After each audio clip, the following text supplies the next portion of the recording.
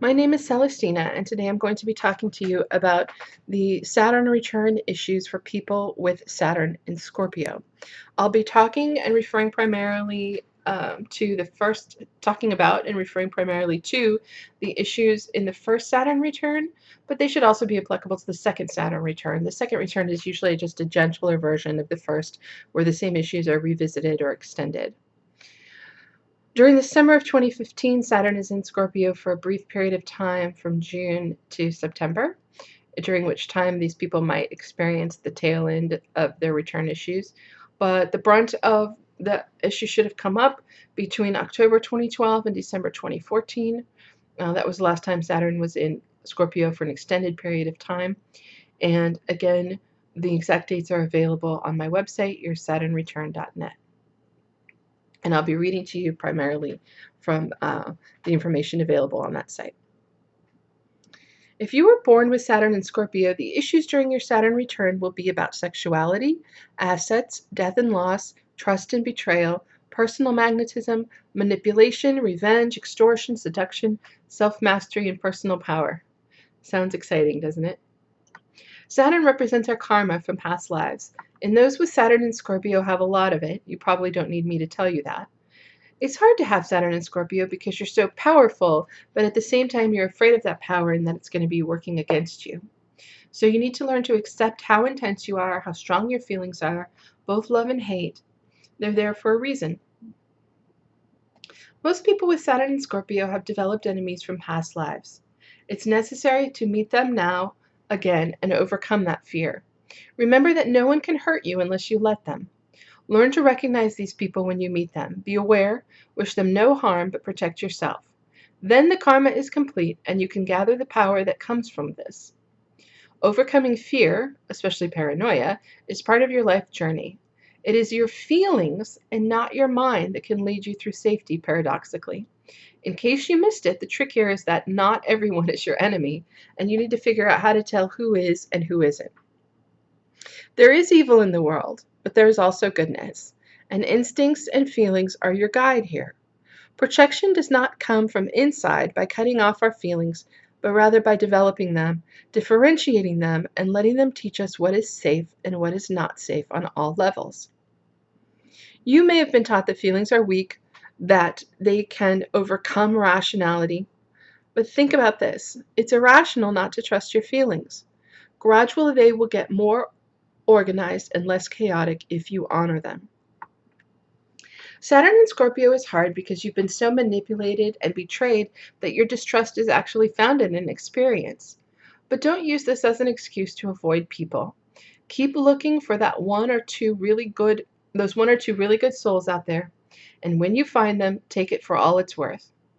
The truth is that for most people with Saturn in Scorpio, it seems impossible to really trust anyone or be vulnerable to anyone. Yet that keeps us from the intimacy that we desire. It's human to want intimacy and the emotional support that comes with it. The door has to be left open, risking that those we let closest are those that can hurt us the most. Rebirthing is the best process for healing this, but most people with Saturn in Scorpio will not trust any other person enough to be healed by them, even a professional healer. Therefore, you can, must, and will heal yourself.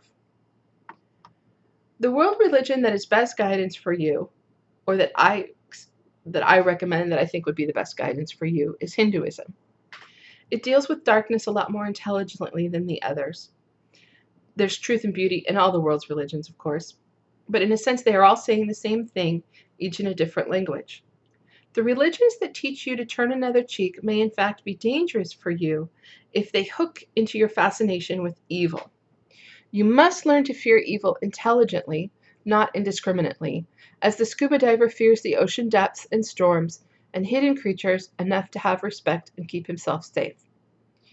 Learn to see evil for what it is, and that will make you fearless in the right way and vulnerable in the right way too. Saturn in Scorpio is very much about power. This is personal power, not material power, though they often go together. Personal power is self-mastery. With this placement, once you set your mind to something, nothing on earth could deter you. So that is where wisdom must enter the picture. It is possible here to cut off one's nose to spite one's face, and you don't want to do that. The do or die attitude should be reserved for very few circumstances in life where it's appropriate from a spiritual perspective. The reason sexuality is involved with Scorpio is because this is one of the most powerful forces on Earth. It drives and motivates people just like money does, especially people who are not particularly spiritual or wise, people who have not chosen the path from passion to peace. Saturn in Scorpio will force you to come to terms with this aspect of human nature and others, primarily as you explore ways and means of motivating others with communication. When things are communicated in a certain way, it has a powerful effect to move people to act. Scorpio also has to do with sexuality, primarily because sex is one of the arenas where power issues are played out. Many medical procedures resemble sex in that they invade private areas of the body. One must disrobe, for example.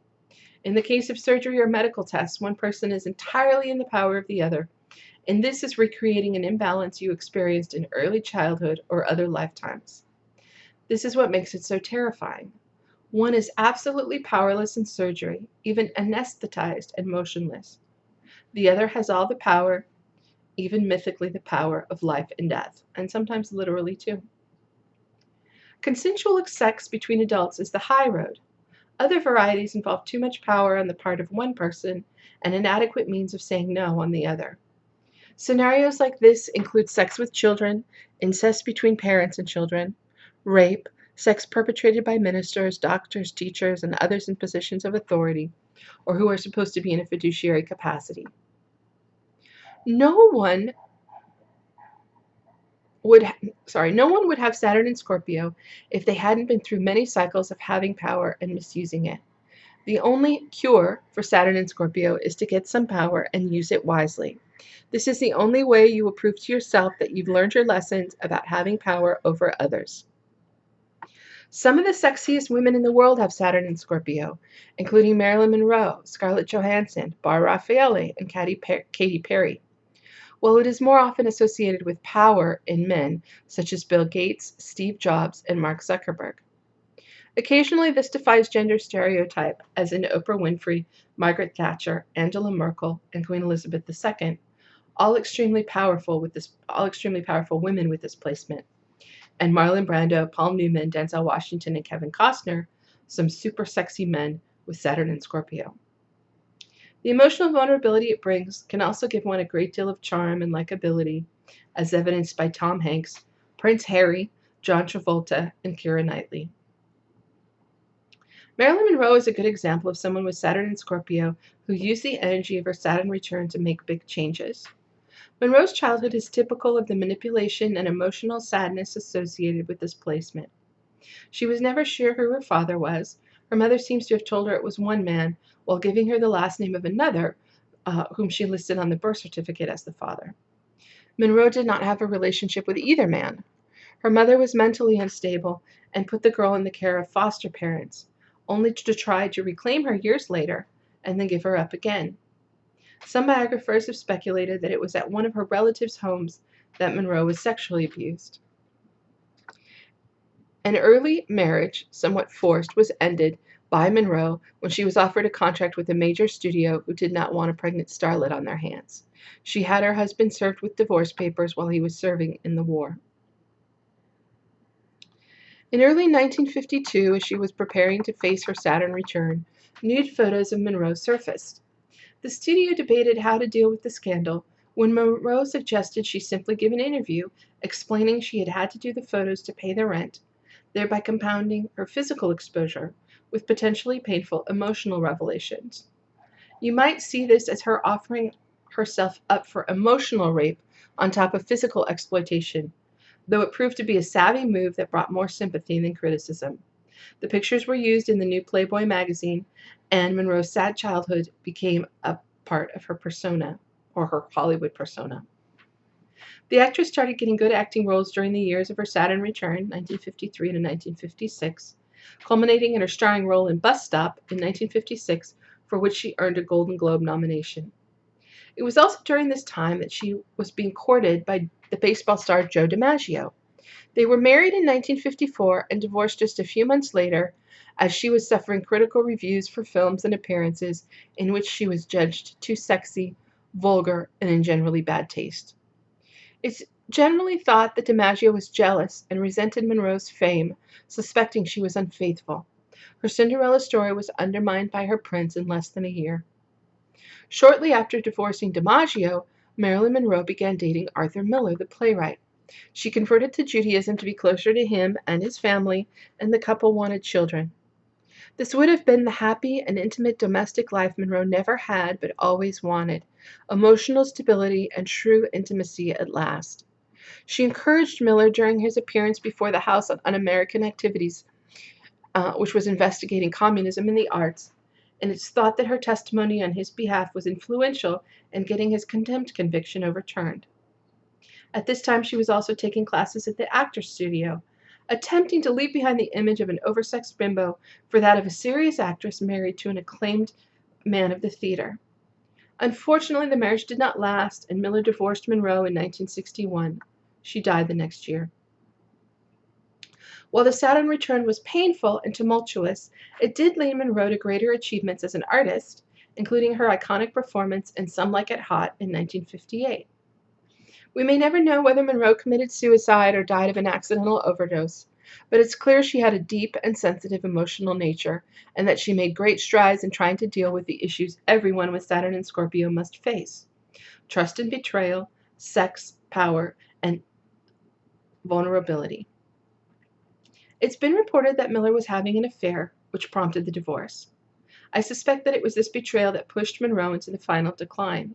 In that sense, her Saturn return was only an incomplete success, for while she improved artistically, she seems to have failed the essential task of discovering who is worth one's trust and loyalty. Towards the end of his Saturn return experience in 1985, Steve Jobs was fired from Apple. The heaviness of being successful was replaced by the lightness of being a beginner again, less sure about everything. It freed me to enter one of the most creative periods of my life, Jobs explained in a commencement speech at Stanford years later. I'm pretty sure none of this would have happened if I hadn't been fired from Apple. It was awful tasting medicine, but I guess the patient needed it. It was after being pushed out of the company he founded that he also finally apologized to the woman he impregnated 9 years before, admitting his paternity and irresponsible behavior towards her and their daughter. While Jobs climbed the ladder of success, the mother of his child waited tables and had to sue her former lover and colleague for child support, as he made up stories and excuses claiming the paternity test could not be trusted, even though the two had been a couple. Also during this time, Jobs, who had been adopted, made contact with some of his birth family. The mother of his daughter credits Jobs' birth sister with aiding in Jobs' complete turnaround in regards to his relationship with her and her daughter. Jobs fell in love with his baby's mother all over again, and in 1991 the two were finally married in a Buddhist ceremony. In the aftermath of his being fired from Apple because of a power struggle and his erratic behavior, Jobs became a success as a film producer through Pixar and returned to Apple about a decade later. While at the helm, Apple produced the iPod and then the iPhone. When he died in 2011, Jobs was the epitome of the successful American entrepreneur, wealthy, powerful, and innovative. The Onion's headline pretty much says it all: "Last American who knew what the fuck he was doing dies." During his Saturn return, Jobs faced painful issues around his personal and professional behavior. Intimacy, sex, procreation, betrayal, and power were all implicated in the challenge he faced, as well as self-control and discipline. By taking responsibility and bringing his behavior under control, Jobs was able to harness the powerful creative energy available to all people with Saturn and Scorpio and develop strong and meaningful emotional ties. If you have behaved erratically, irresponsibly, or cruelly towards others, the Saturn return will demand you repent. Power struggles and betrayals may have plagued your early years, but by bringing yourself under control, mastering your instincts, and exercising power appropriately to protect and nurture the ones you love, you can achieve the great power you so keenly desire. Forgive those who have wronged you. They did not deserve your trust. Exert power wisely. Control your temper and emotions. Figure out whom you can trust. Invest in those you love.